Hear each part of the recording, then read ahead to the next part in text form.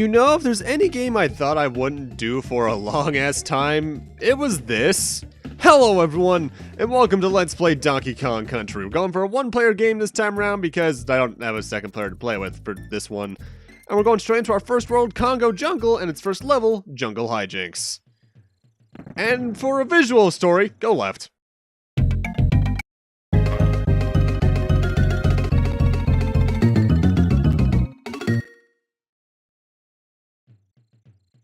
Basis of our story, our bananas have been stolen, gotta get them back, but there's an actual full story in the manual I'll be reading in a few moments. But first we want to go over our base mechanics. First off, one thing I should mention about DK and Diddy Kong in this game, because we'll be meeting Diddy once we free him from a DK barrel shortly, is that it plays very much like Super Mario Bros. You hold down wider, run faster, and roll as well as cartwheel as Diddy Kong. Jumping on enemies is how you usually kill them. Bananas are basically coins, get 100 to get an extra life, bunches are 10. And the balloons that you'll see sometimes in levels are your extra lives. Red is 1, green is 2, blue is 3. K, O, N, and G letters are in every level. Getting all those gets you an extra life. That's an animal buddy token. We'll find out what those are for eventually. And our first animal buddy is Rampage. He rams things. Plain and simple. Hidden in every level are little well, not every level, like 95% of them are little bonus stages like this that can get you bananas, extra lives, and some other things that we'll see as we go through. This is a 100% run, or well, 101% run, and thus I'll be showing off every single one of these. As for the differences between Donkey Kong and Diddy Kong, Donkey Kong's power, Diddy Kong's agility, basically. There's a lot of enemies that Donkey Kong can kill in one hit, but Diddy can only kill in two. But Diddy climbs faster, jumps higher, runs faster, so on and so forth. It's the general powerhouse versus agility thing. Generally, I like playing as Diddy more, but there will be times where I'm forced to play as Donkey due to me getting hit. And you can swap between the Kongs at any time as long as you have both of them by pressing the A button or select button. And now it's time for our second stage, Ropey Rampage. Notable, Diddy Kong does climb faster on ropes. Also, that is a TNT barrel. There are various kinds of barrels you're going to be running into across the game, most of which are just used for you to attack enemies with. But as for what they are, there's normal barrels, which are completely vanilla. Vine barrels, which I think do the exact same things, honestly. Steel kegs, which I don't think ever break. TNT barrels, like the one we just saw on screen, which explode upon impact. DK barrels, which have your other Kong in them in case you got hit. And then there are the cannon barrels, but we'll get into those and all the unique barrels once we get to them.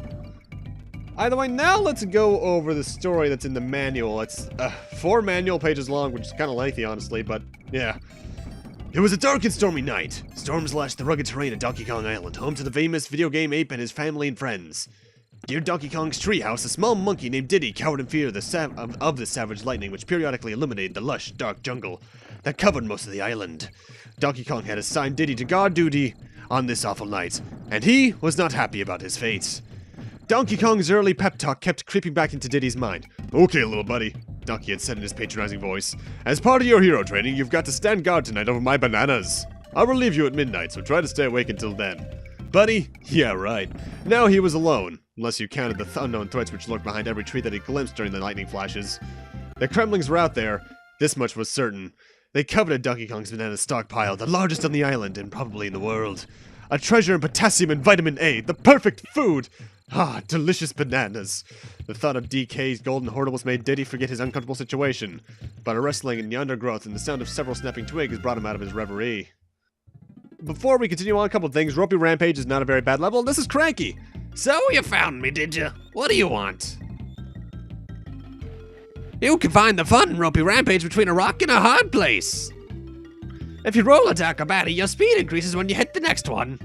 I'd ask you in, but they didn't have any memory left to display the cabin interior. Cranky is basically there to not only berate you and give you little jokes like that, but also to give you hints towards where certain secrets are hidden. Usually there's some of the more annoying ones to find. And in terms of who Cranky is as a character, Rare is the one who came up with the idea, you know, the developers of this game, Banjo-Kazooie, all that kind of stuff. But in terms of Donkey Kong lore, which there actually is, he is the original Donkey Kong from the arcade game that, you know, started Nintendo in the gaming world as we all know them and love them. The Donkey Kong we're playing as is his grandson. The last game where he did his thing as Donkey Kong was Donkey Kong 94 in terms of chronological order, which apparently there is in the Mario universe. Who knew? Either way, let's get back to the manual. Who goes there? Diddy challenged the sounds in the darkened, dripping foliage. There was no answer but the flashing of claws and teeth, followed by a fleeting vision of many reptilian eyes and a crack of thunder. Diddy somersaulted into the fray with his signature cartwheel attack, but he was quickly overcome by the weight of many scaly assailants. The enormous bulk of Clump the Kremling landed on the top of Diddy, knocking him senseless. His last memory was of a hissing voice. "It's the small one. Seal him inside this barrel and toss it into the bushes. Donkey Kong's bananas are ours." The barrel lid got closed on Diddy, blotting out even the fleeting light of the storm. Seconds later, the barrel flew in through the air, courtesy of Clump's army boot-assisted punt, and landed roughly in the jungle foliage. Diddy Kong knew no more. The entire Donkey Kong clan was oblivious to as the Kremlings then loaded the banana horde into their Kremling carts and wheeled them off through the jungle, leaving an obvious trail of dropped fruit from their overloaded conveyances, hence the bananas were collecting. By the way, that level is also nothing too bad. But I'm going to take another break from the manual to explain this next level, Coral Capers. This is our first water level in the game. And first off, the water levels in this game have my favorite song in the game, Aquatic Ambience. Really relaxing track. I love this song. And as for how the swimming levels control, it is like Super Mario Bros. Once again, where you have to mash the jump button in order to ascend. However, you can still hold the run button in order to move slightly faster. Diddy, on the whole, though, still swims faster, though, so he can be recommendable. And it's in here, I believe, we're going to find our second animal buddy, On Guard. At least I think. I also wasn't looking at the footage for a bit there. We're just reading the manual. On Guard is basically just swimming assistance. He moves faster, and that's about it. His charge attack spurts him forward. That's really all that he has interesting to him. Most of the animal buddies that can attack enemies, and by that I mean Rambi and On Guard, because Winky just jumps on enemies, as we'll eventually see, attack enemies automatically once they're in front of them, but you can also just attack them yourselves. And I'll give credit where it's due. The sequel would improve the animal buddies quite a bit by adding a special attack to them with the A button. Also, even though we've seen a couple at this point, the star-studded barrel I keep breaking in these levels, that's the checkpoint. If you die, you continue there, but I'm not sure how much you keep when you do a a checkpoint. I forget if you keep all your Kong letters or not and such. And the important thing to know about a lot of water levels, in fact every water level in DKC1 at least, is that none of them have bonus levels. They all have Kong letters, but none of them have bonus levels. And also, as you're going to be noticing, a lot of the levels in the first world are short, and now I have to explain something new again. This is Funky's Flights.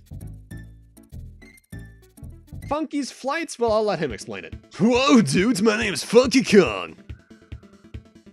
My bodacious jumbo barrel can launch you at any point on the island. Most unfortunately, it can only send you to a place you've already been to. Which is a complete and total bummer, let me tell you. So basically, Funky's quick travel. If you jump in his barrel in any of the worlds, you can travel to any world and then to any stage within that world you've already been to. It's not that useful if you're going straight through the game like I am, but it's there at least. And it's also notable around here is where you're going to start seeing the game do something where there are things hidden in the floor. Every stage technically has this, but it's most notable from here on out.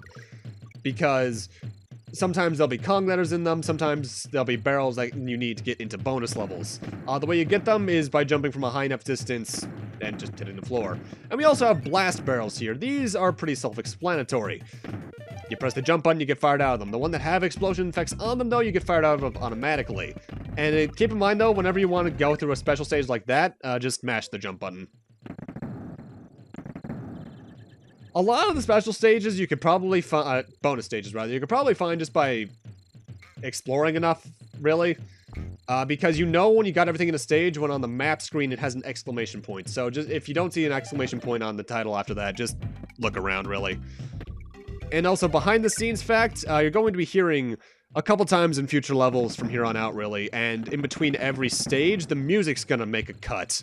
What that is I've played this game a lot, yes, but I don't have it entirely memorized. So I have a checklist right here with all the items and where they are.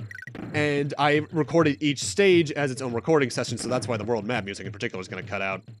Either way, now, finally, let's get back to the manual, because this shit's funny to me. The next morning, Donkey Kong was awakened by frantic shouting of his name. "Keep it down," he growled. He suddenly realized what time it was. Morning already. I slept through my watch.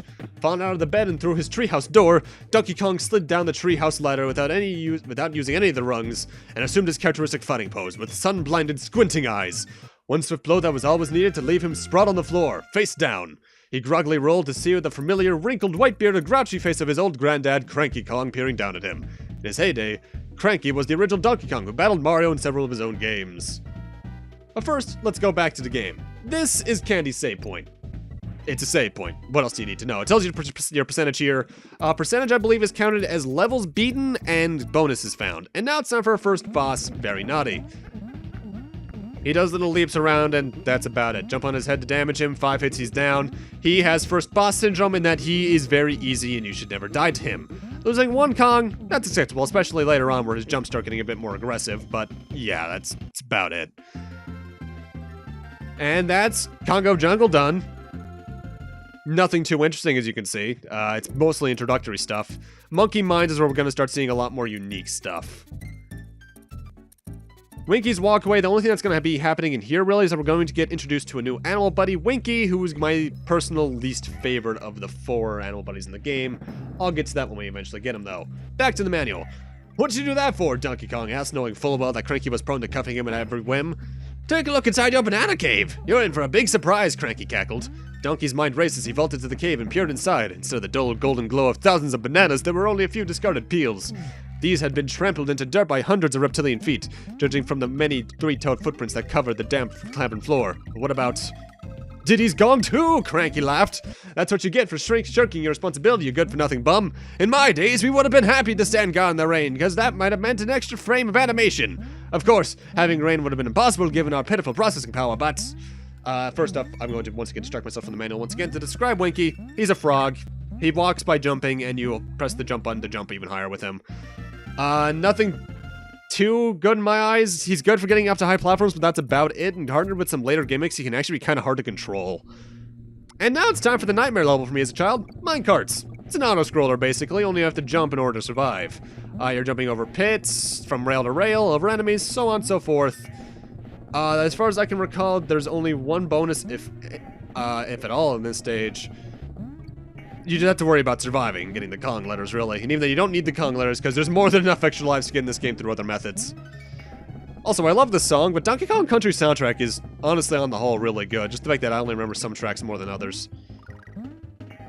Animal tokens, by the way, when you get 3 of a kind, they send you into a bonus stage. One that doesn't count for completion, though, I should state. Donkey Kong stood there in stunned disbelief and hadn't heard most of what Cranky said. Diddy, gone? My little buddy, he murmured to himself. Donkey Kong was suddenly filled with conviction. The Kremlings will pay, he raged. I'll hunt them down through every corner of my island until I have every last banana from my horde back. Find your little buddy and retrieve a bunch of bananas? Cranky snorted. What kind of game idea is that? Where's this screaming damsel in distress? Diddy's obsession with being like me has gone too far. He may be a long way from being a true video game hero, but he had the guts, the reflexes, the heart. If you ask me, neither of you are ready for prime time, Cranky interrupted. You'll never be a popular character as I was. Why, in my heyday, kids lined up to play my game. The quarters were stacked on the machine as they waited for their turn. If you go on this ridiculous adventure, you'll be lucky to sell 10 copies.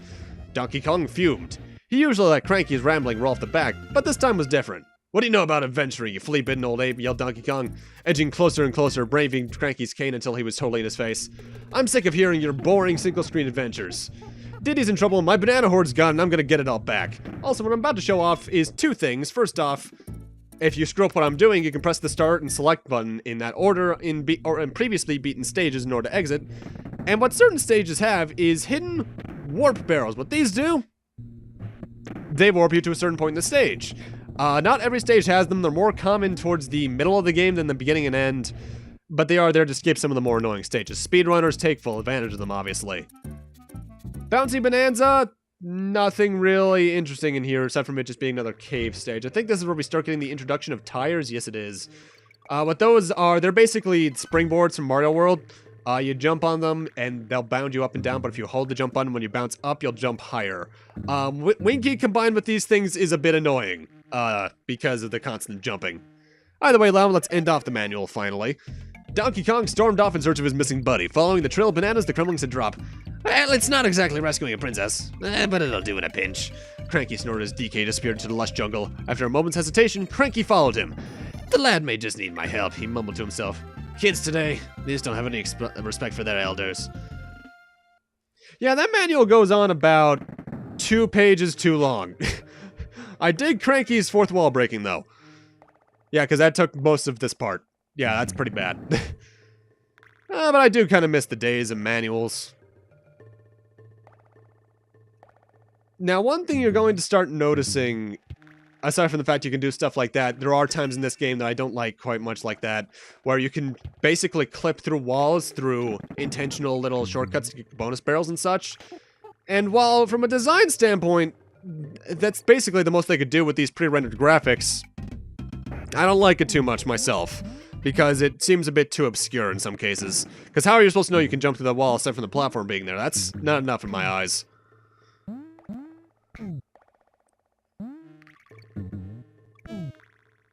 But one issue I do have with Donkey Kong Country that you will find out, especially by the time you reach a cave stage, is that the line between platform and not platform is a bit hard to judge.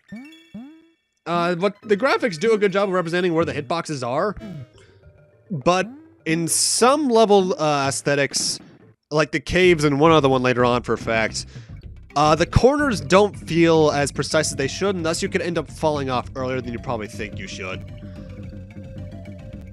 The control also just has always felt slow to me for some reason. Either way, with that, I'm going to end this off here. Thank you guys for watching, and in part 2 we'll be moving on to Stop and Go Station and seeing what we can do in the rest of the second world from there on. See you guys then.